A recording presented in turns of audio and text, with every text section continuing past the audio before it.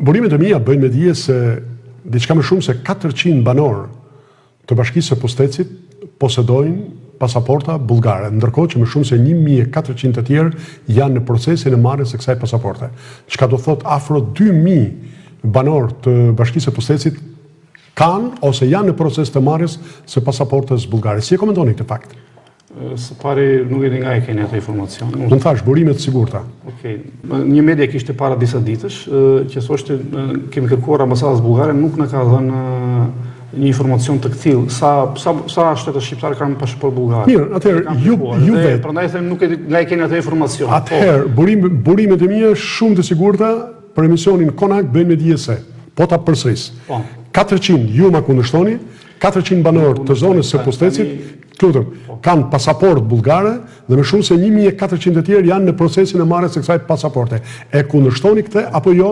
Kjo është pjesë e juaja. Atëherë unë po të pyes, a ka banorë që kanë pasaporta bullgare dhe të tjerë janë në proces? Dhe ju keni informacion për shembull para vitit 2007 para se të bëhesh Bullgaria antare e BE-s, sa banorë të Komunitetit të Maqedonës kanë marrë pasaporta, jo vetëm banorë, edhe shqiptar. Atëherë më thuaj pse ndodhi kjo? Tani është tjetër pasaporta, tjetër komuniteti. Edhe njëherë unë po të pyes pse ka kaq shumë kërkesa për të marrë pasaporta? Ka kaq shumë kërkesa nga banorët të Pustetësit? Tani jo vetëm nga është pakicë kombëtare maqedonase.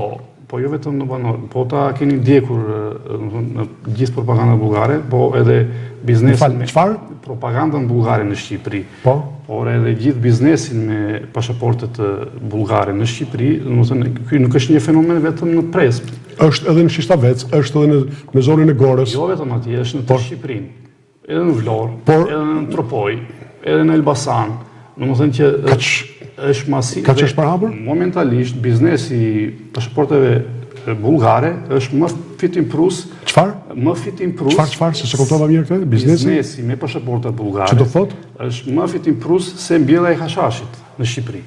Ose kuptova këtë. Po një pasaportë bullgare tani shkon. Mos më thuhet që nga edhe 15 deri në 20.000 euro për një pasaportë ka shqiptar jo maqedonës, që paguajnë nga 15 deri në 20.000 euro.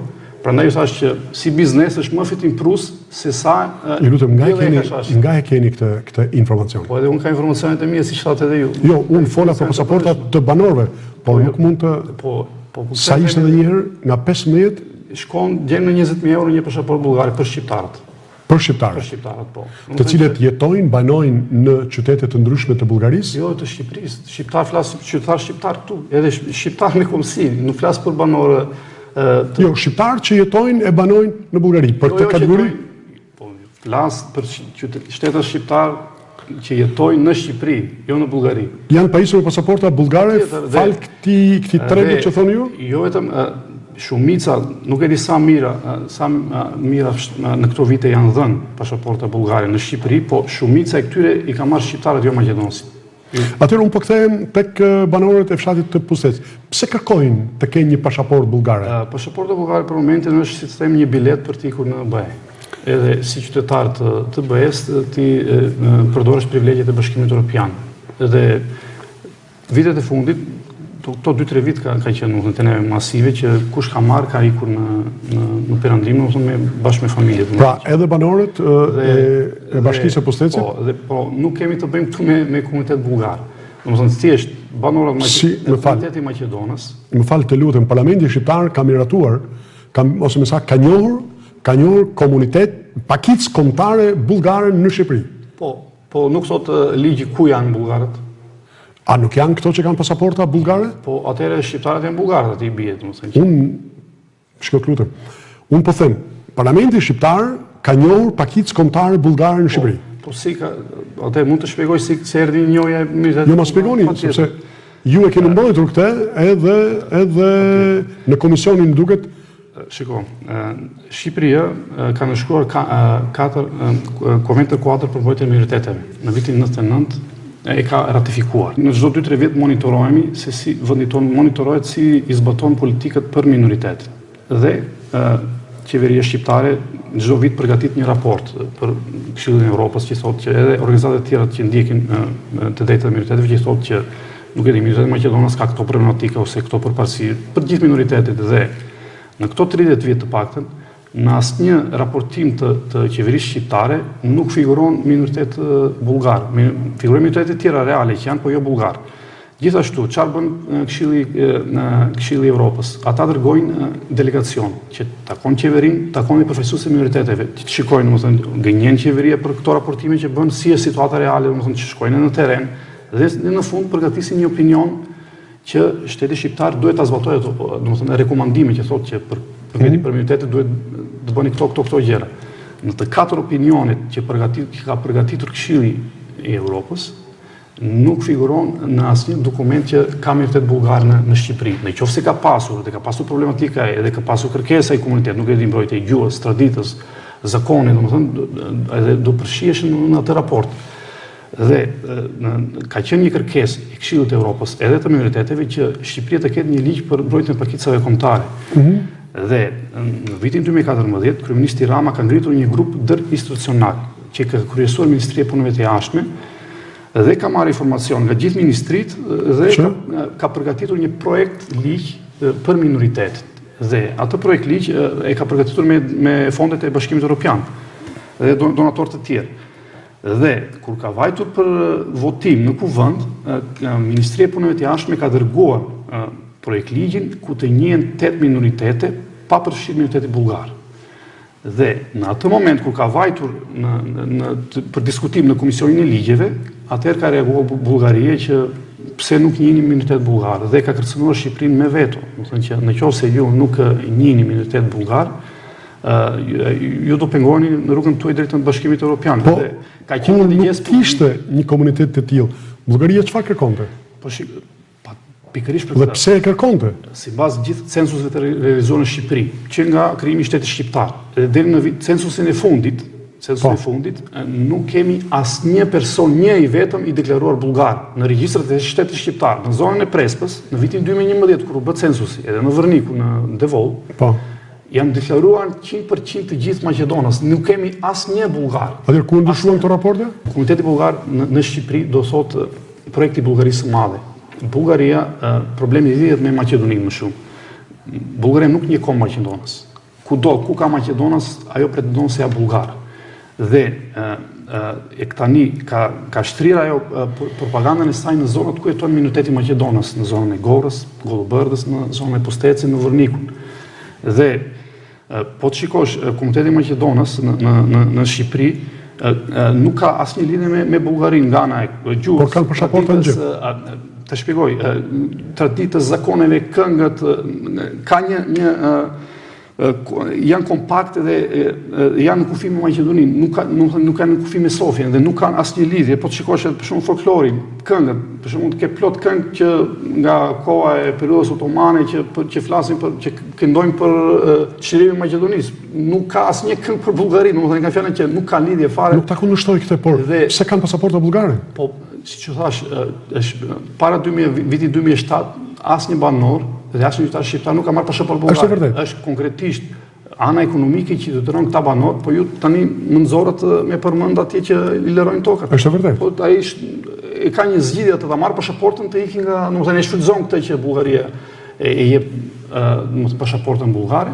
Dhe Bullgaria nuk është një biznes i përfshirë, jo vetëm në Shqipëri. Domethënë ky biznes me pasaportë është me Maqedoninë, me Moldavinë, me Ukrainën, me Serbinë dhe së fundmi Departamenti i Shtetit Amerikan ka futur disa zyrtar bullgar që janë marrë me këtë biznes me dhënien e pasaporteve në gjithë këto vende edhe në Shqipëri. Domethënë janë 800 aplikime janë në hetim nga ana e prokurorisë bullgare për këtë pjesë. Domethënë që në Shqipëri.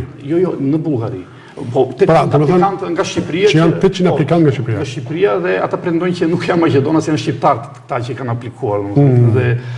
Dhe Bullgaria që kur është krijuar shteti shqiptar, ka kërkuar që maqedonasit të njihen si bullgar. Po qeveria asnjë qeveri shqiptare nuk ka pranuar. Domethënë që të njohë që s'ka pasur.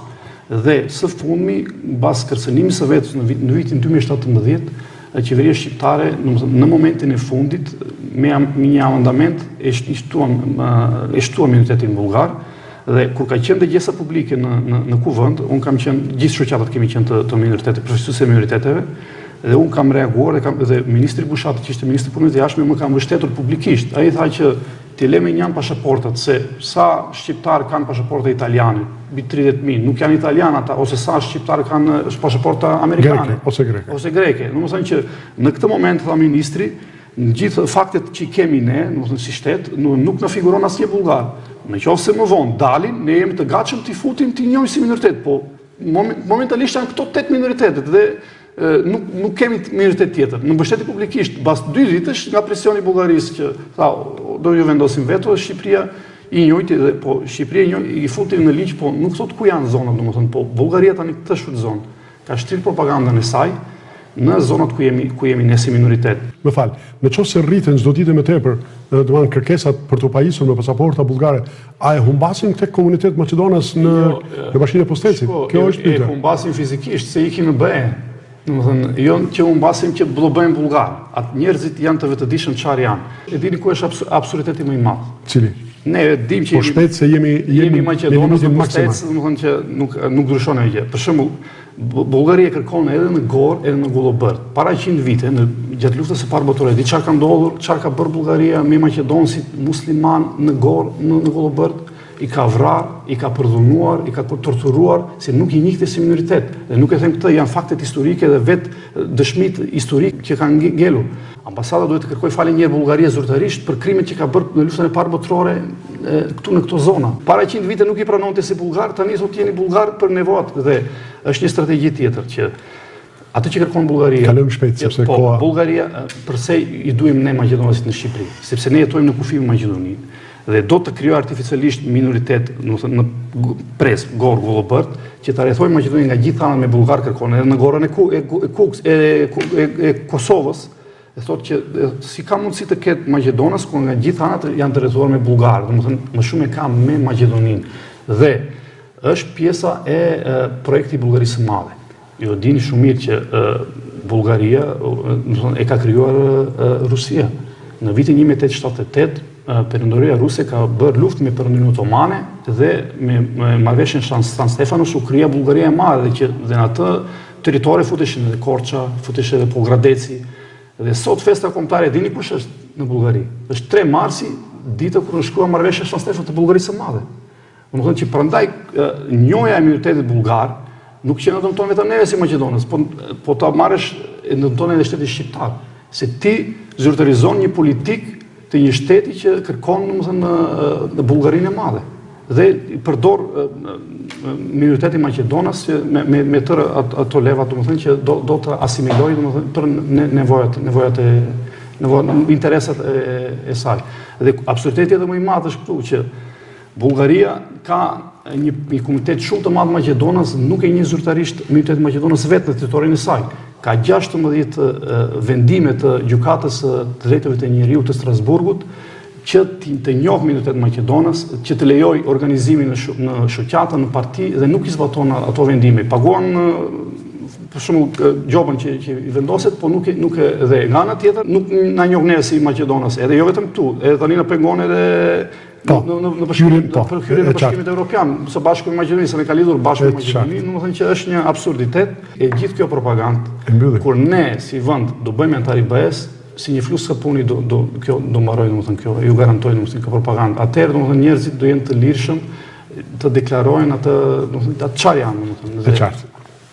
Zoti Steriovski, të falenderoj shumë që ishe në Konak. Faleminderit dhe juve, ishte faleminderit pafund edhe për mua ishte kënaqësi që sot kemi folur për Prespen, për gjendjen e saj ekonomike, emigracionin dhe pasaportat bullgare. Të falenderoj pafund që ishe në Konak.